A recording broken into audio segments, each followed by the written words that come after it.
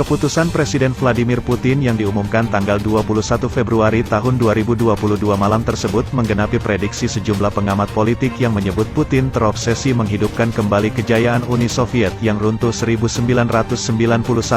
Pengamat politik menduga Putin tidak berhenti setelah mencaplok Donetsk dan Luhansk, tapi akan melebar menginvasi seluruh Ukraina atau mengganti pemimpin presiden Ukraina agar tetap dalam lingkaran Rusia. Banyak laporan lain juga mencatatkan rekor yang sama, seperti laporan We Are Demit yang mengatakan, data Angkatan Udara yang dikumpulkan melalui laporan pilot dan sumber intelijen lainnya untuk angka 4.000 rudal. Pesawat mata-mata ini pernah terlibat dalam Perang Korea, Perang Vietnam dan Perang Dingin. Ribuan rudal musuh yang tak bisa menyentuhnya kala itu termasuk misil Korea Utara, Vietnam Kubu Komunis, dan Uni Soviet. Pertanyaan besar di benak saya adalah apakah Putin akan mengatakan, misi tercapai.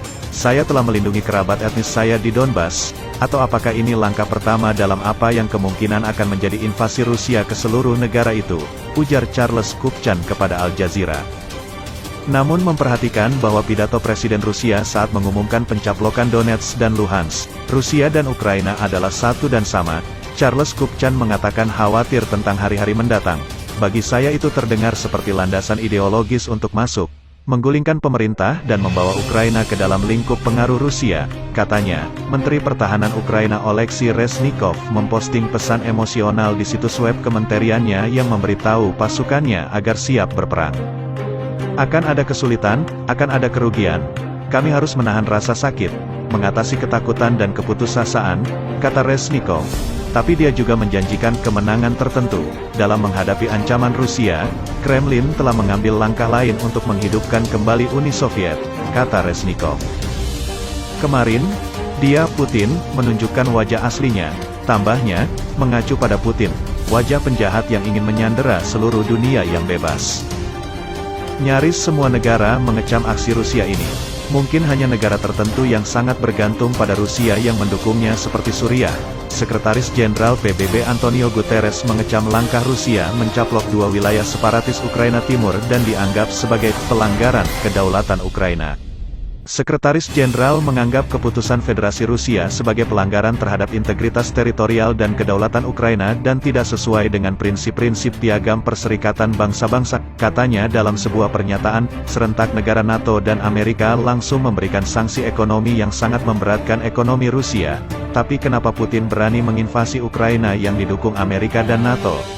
Dilansir dari BBC Indonesia, Putin yang menjadi orang nomor satu Rusia sejak 2000, menyimpan dendam berkarat pada NATO. Putin menganggap kejatuhan Uni Soviet pada 1991 merupakan pekerjaan Badan Intelijen Barat. Misi Putin adalah kembali ke masa lalu. Dia ingin membalas apa yang dinamakannya sebagai bencana geopolitik terbesar abad ke-20, jatuhnya USSR, ujar pengamat politik Valery Solovey. Putin menyaksikan sendiri kejatuhan Jerman Timur 1989 yang diawali dengan tuntuhnya tembok Berlin.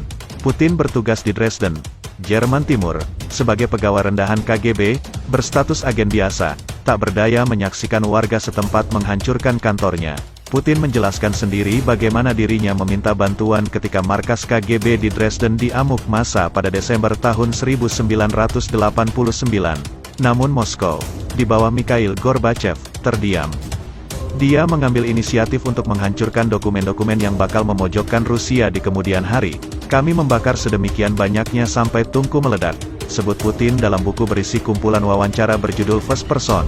Putin tidak bisa menerima kenyataan hampir semua negara-negara Eropa yang pernah berada di lingkungan komunis, seperti Lituania, Latvia, Estonia, Polandia, Rumania, malah masuk NATO dan meninggalkan Rusia. Tinggal Belarus saja yang masih setia pada Rusia. Itu pun karena petahana Presiden Alexander Lukashenko menggunakan tangan besi menggagalkan calon kelompok pro-demokrasi menang Pilpres. New York Times melansir Rusia menyebut ekspansi NATO sebagai ancaman, dan bergabungnya Ukraina ke NATO sebagai ancaman eksistensial bagi negaranya. Putin juga menegaskan bahwa Ukraina dan Belarus pada dasarnya adalah bagian dari Rusia. Secara budaya dan sejarah, New York Times melansir ada beberapa faktor yang membuat Putin sekarang berani menyerbu Ukraina. Pertama, Putin sudah 22 tahun berkuasa untuk membangun kembali militer Rusia yang diyakini bisa menggentarkan NATO.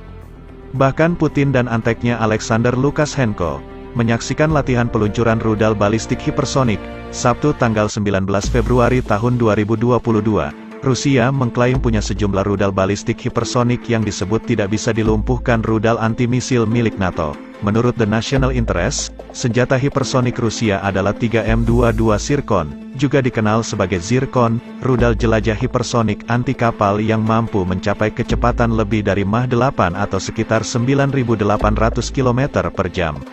Lalu ada Kinzhal, rudal balistik berkemampuan nuklir milik Rusia yang diluncurkan dari udara. Rudal ini memiliki jangkauan lebih dari 3.000 km dengan rekor kecepatan mencapai Mach 12 ketika diluncurkan dari bomber Tu-22 M3.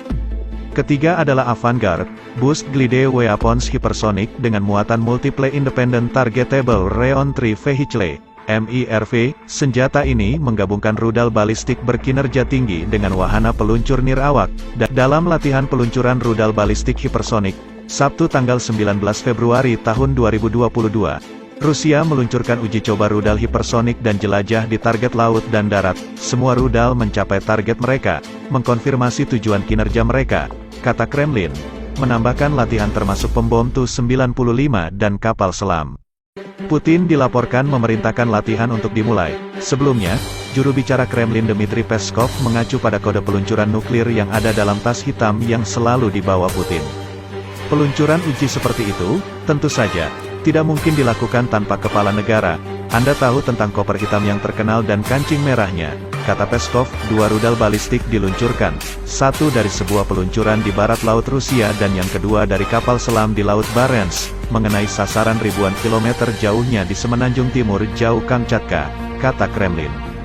Dalam rekaman yang ditayangkan oleh RIA, Kepala Staf Umum Valery Gerasimov mengatakan kepada Putin, tujuan utama dari latihan ini adalah untuk melatih tindakan pasukan ofensif strategis yang bertujuan untuk memberikan jaminan kekalahan musuh. Selain punya senjata supersonik yang hingga kini belum ada penangkalnya, kini Putin berusia 69 tahun dan mungkin mendekati senja karir politiknya.